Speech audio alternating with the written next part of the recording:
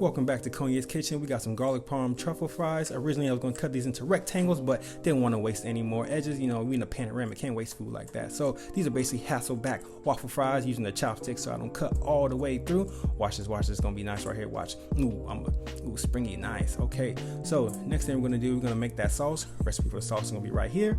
Ooh, it looks nice, doesn't it? Okay, so we're going to spread that on top. Mine started to, harden up a little bit because of butter, but just warm it back up and you can spread it. I didn't feel like warming it back up, so I just, made it through and just spread it on top. So, you get the gist of that. Spread it on top evenly. Throw it into the oven for about 400 degrees for like 20-30 minutes. I put mine on broil. I couldn't wait no longer.